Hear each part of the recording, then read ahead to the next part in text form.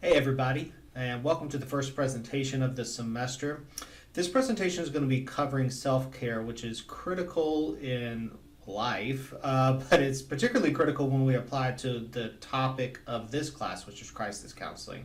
As I mentioned in that welcome video, crisis counseling is a different type of counseling in that the intensity of the situations our clients are dealing with is higher, and therefore for us the ramifications are we just need to be really intentional about taking care of ourselves when we're doing this kind of work on a consistent basis.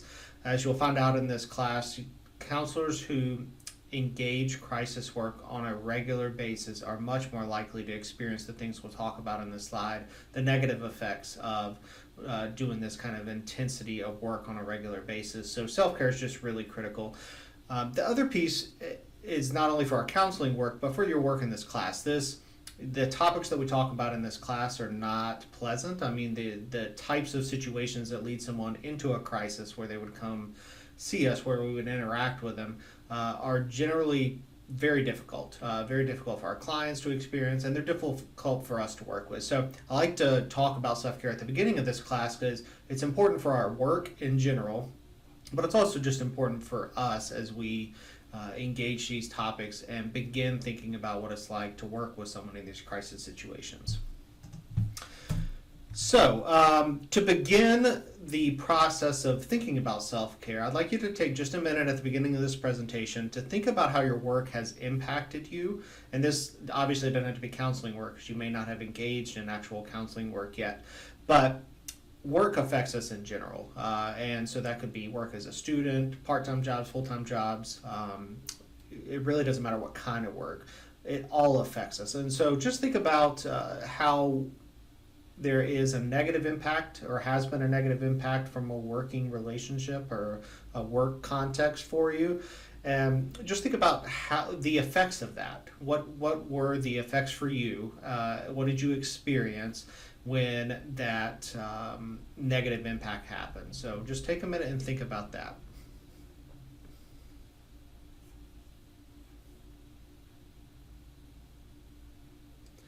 And obviously you can continue to think about this, but then think about the flip side. Think about what you've gotten from your work in a positive sense. So work doesn't just affect us negatively, at least it shouldn't. Hopefully not. It also has some positives, some benefits to us. And you can also think about the flip side of that coin in terms of the work you've done previously before coming into this class, what you're getting from it, and how that affects you and how it stands kind of juxtaposed to some of the negative experiences you might have had in terms of the impact of your work. So, what we are talking about when we say self-care, you probably heard that term in this context or others, but what we're talking about are really those protective factors that keep a counselor or a counselor in training from getting burnout, from being impaired, and from experiencing compassion fatigue. And we'll talk about what those three terms mean here in a minute. But as a counselor in training where you are, it's the same. It has all the same protective factors against those things: burnout as a student, as a counselor in training, impairment as a student, and then compassion fatigue as a student. So the same principles apply to both your role as a counselor in training that will apply when you become a counselor. So we also know that self-care enhances professional development. It enhances empathy skills. So if we got our own stuff going on that's really impairing us from being able to show up, it's hard to connect with folks. And so we can be more empathic if we are taking care of ourselves, if we're in a good place.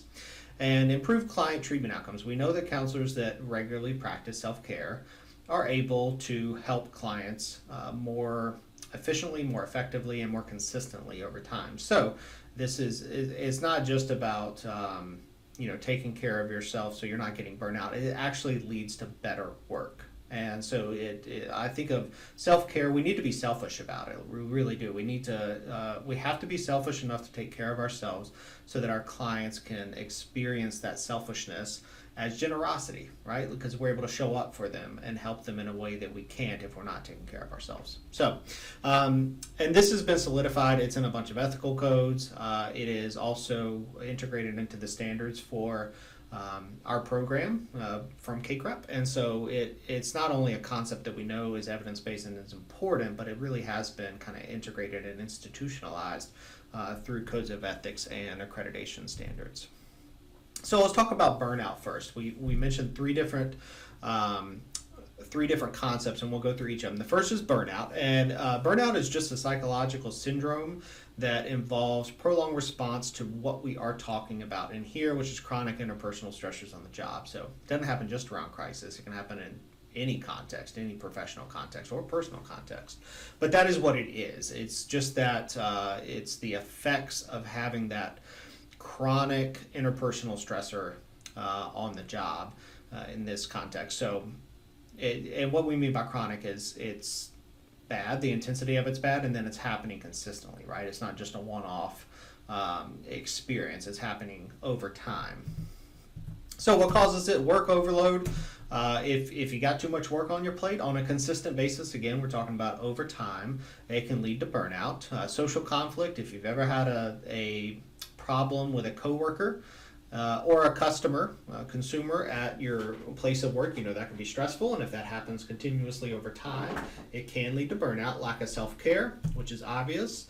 Lack of support. I mean, if you're doing difficult work like the work we're talking about doing in this course, and you don't have a supportive system around you, whether that be professional or personal, you can struggle because you don't have outlets for processing things or getting support on particular issues you're struggling with. So lack of support is really critical. Obviously, kind of with work overload, if you just don't have time to take care of yourself, you're going to see the negative effects of it. And as I mentioned a couple times, it is cumulative over time. So how it shows up in general, it shows up uniquely for everybody, but we do know there's some patterns. And how it can show up is exhaustion, whether that be physical or emotional. So you just don't have any energy to do the work that you need to do. Low job satisfaction. If you're dreading going to work every day, it can be a symptom of burnout, a sign that you're reaching a point where you're really going to have a hard time engaging and doing good work. If you start calling out, that's another symptom of burnout. So if you see that happening to yourself or to colleagues, this is a possibility of what's driving that. And so we can put it in some context and understand that ourselves or someone else may just need some help. It may not be that they're lazy or that they don't care about their job. They might be experiencing burnout. And then with our actual counseling work, again, we have trouble empathizing. The boundaries become blurry, which we'll talk about here in a little bit, but that is another symptom. If we're able to maintain boundaries pretty well with clients, and then after a period of time, those are starting to slip, and we're crossing boundaries and allowing the client to cross boundaries that we know are unhealthy, that can be a sign of burnout. So I mentioned this in the very beginning of this presentation, but counselors who provide crisis interventions are at a higher risk just because of what we're talking about when we talk about crisis work, crisis counseling, crisis intervention. So it is critical that we take care of ourselves, and we'll talk about this throughout the semester as we talk about different situations and the intensity of them. It's just how we maintain a level of sufficiency to do the work that our clients need us to do. All right, so empathy and compassion. I'm sure you know what empathy is by this point in the program, but if you don't, empathy is just being able to understand on a very deep level what our clients are experiencing. So it goes beyond just a simple, I'm going to put myself in the client's shoes. And if you've had a class with me before, you probably heard me share this definition of empathy that I really like and helps put it in perspective for me, is that empathy is when we get to a place of understanding of our clients where what they are doing, the decisions they're making, the choices they're making in their life makes sense to us, right? And so even if it is something horrific or something that's not healthy for them, we can still understand it, right? Like, so if we were that client, given their experience, given their context, given what they're dealing with right now and what they've dealt with in the past, yeah, it makes sense what you're doing. Like, I get that. I understand. I may not agree with it, but I at least understand it on a deep level. And so that's what empathy really is, and it's, as we know, it's critical for any counseling work. So, what compassion is empathy plus caring. That is not compassion minus empathy plus caring. That's compassion, it should be equals. Empathy plus caring. So, it's that deep understanding we have of clients, but you add a level of caring to it. So, I actually care about you. And the reason we're talking about compassion is we're going to talk about compassion fatigue here in a minute, but that's what we can think of. And so, I like this little graph because, kind of the level of engagement with clients increases as you go from pity to sympathy. We know sympathy is just that, I do care, I feel bad about your suffering. Empathy is that being able to understand on a deep level, and then compassion is that deep understanding plus caring for our clients, actually caring what happens to them. All right, so what compassion fatigue is when you think about working with clients who are in crisis and in that kind of intense negative emotional space, although I don't like the word negative with emotions. Emotions are just what they are, but a distressing emotional state. Doing that over a period of time, we accumulate residue, right? And so that's part of what self-care is in the crisis context, is being able to get some of that residue off so it doesn't build up over time. It can be corrosive if we let it. And so what compassion fatigue is it's kind of like burnout. It's similar symptoms, but it has this preoccupation with a traumatic event or a traumatic client case and personal identification with it. So you can view compassion fatigue as an inability to be compassionate for clients because we are over-identifying with what they have going on. And so that's how it differs from burnout. There's a lot of overlap in that Venn diagram between burnout and compassion fatigue, but there is some difference there. So compassion is both good and bad. We want to care about our clients, and when we care about them and they are doing well, we can reap the benefits of that. That's what gives a lot of counselors a sense of purpose in this work, right? Is getting to help someone who's in a really tough situation. The negative side of that is what we just talked about, compassion fatigue. If we're not able to get that residue off that builds up over time, then we can experience the negative consequences of it, which can be physical, psychological, or behavioral. And one of the things we'll talk about in class on the first day is what that might look like for us, just based on everybody's self-understanding. And so we'll do some work around that on the first day of class.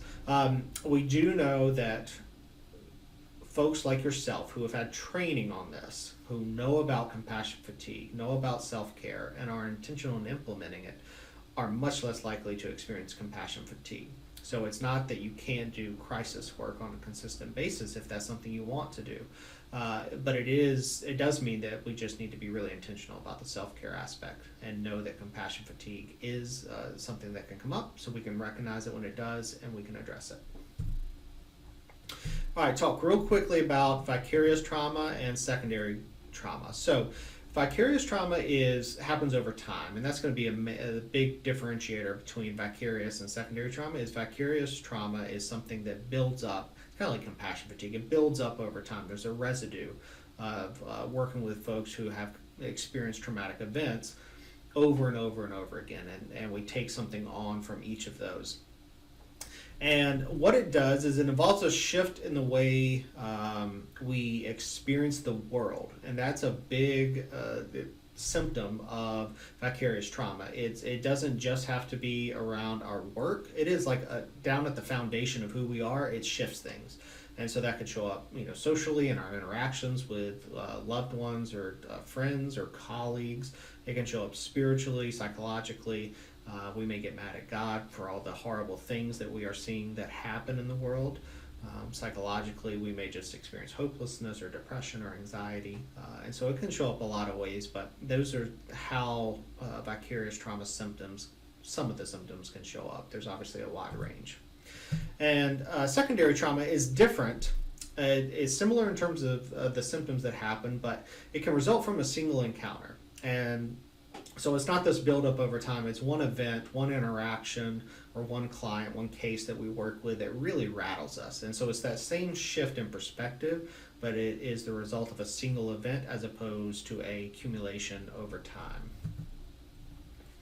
And when we think about vicarious or secondary trauma, I mean it's trauma, and so the symptoms that show up from these forms of counselor trauma are very similar to the symptoms we might actually be working with our clients in terms of fear that is rational or irrational, depression, anger, emotional dysregulation. We might find ourselves just crying at times when we're not really sure why. It just hits us. Or anger may come out, or depression, or there's just that dysregulation of we're not really sure why we're experiencing what we're experiencing in such an intense way. So, talking about all of this, these are really important concepts to think about, and we need to think about how to address them. So, self-assessment is going to be key. We really have to have a good grip on how we deal with difficult emotional experiences, to both internally, kind of our own emotional stuff and the experiences we've had coming into the context of counseling, but we also need to know how we deal with other people's intense emotional experiences. So what that means is be able to identify what happens for you when you are feeling depleted, when you are on the way to burnout, or you are experiencing vicarious or secondary traumatization, compassion fatigue. We need to have a good idea, all of us, of what might be some of the first signs so that we can address those before it builds up over time and becomes something that is affecting us so deeply that we have to disengage from our work. Or in kind of worst scenario cases, we're doing harm to clients. So you need to know what rejuvenates you when you feel depleted. Again, we're going to do some stuff around this on the first day we have class, but just have a good sense of for you when you are feeling depleted energetically, emotionally, spiritually, whatever that is. We need to know how to rejuvenate. So the saying you've probably heard a million times by now is you can't pour from an empty cup, which is the picture on here. And we really need to, I like that concept, and we really need to think about, what do we do when our cup is empty? And even better, how do we keep the cup from getting empty, right? I mean, if our work is a hole in the bottom of the cup, we need to figure out how to plug it. Because I really don't think it's a healthy cycle for anybody to just fully deplete the cup and then have to work to fill it back up again. That's an emotional roller coaster that I just don't think is going to be viable long term for most people. So it's really important to begin thinking about this now if you haven't already. So we do need to check our values and adjust as needed. Again, we're going to talk about working with a wide variety of clientele in this class. And it's later in the semester we'll talk about working with people who have abused children, who have sexually abused children, who have committed rape, and we have to think about how do we get ourselves to a place based on our values where we can empathize with someone, where we can treat a rapist with unconditional and positive regard. That's a hard thing to do. And so we really need to be thinking about at the beginning of the semester as we go into this experience, what our values are and how those might show up in this particular kind of work.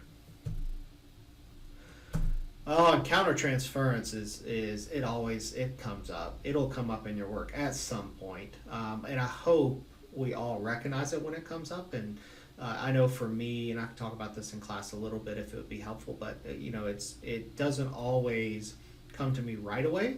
But I will leave a session thinking there was something about that person that I either really liked or I didn't like. And usually for me, those kind of the two ends of the continuum there are good indicators that it might be connected with something else. And so we need to be aware when countertransference comes up so that we can address it. In this kind of work, when we're talking about crisis counseling work, it's also really important to recognize if you have been through any crises yourself or traumatic events yourself. It's really important to understand what those are, how you reacted, what the residual effects are that you're still living with, because we never know what's coming in the door. And you might interact with a client who has had a similar experience to you, and we need to be able to think ahead of time about what do we do when that comes up. There's a part of that just we will never know until it happens, but we can be thinking about intentionally what are those areas that I might struggle with, clients I might struggle with, situations, contexts, those kinds of things, and how can I best prepare myself for if that comes into the room. Here's what I'm going to plan to do. So important to think about now as we're beginning this work. Obviously, don't judge yourself. Like, we shouldn't judge ourselves around countertransference. It's just our life experience coming into the room with us. That's all it is. And so it's not, we don't need to place a value on it. We don't need to say it's bad or good. We just need to say it's there, and we need to think about how it showed up in the room and affecting the work we're doing with our clients. All right, so to gauge a healthy versus an unhealthy relationship with a client, which can be one of the contexts where we notice that we need some self-care if we're not connecting with a client well.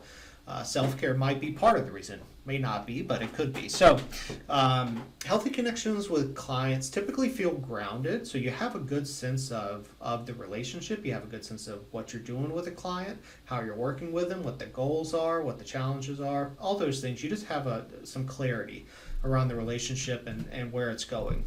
Healthy differentiation is health differentiation is not what we're going for. We want our health to be integrated, but that should be healthy differentiation is present. And what healthy differentiation means is that you have some level of objectivity. And again, this is a tricky thing about counseling. We're empathizing, we're connecting with, we're understanding people at a very deep level. And then we're also saying we have a certain level of objectivity in this that helps us see the things the client can't see. And so if you're unable to do that, if you feel fully enmeshed with a client, it can be a sign that some of these things we've talked about in this presentation are going on.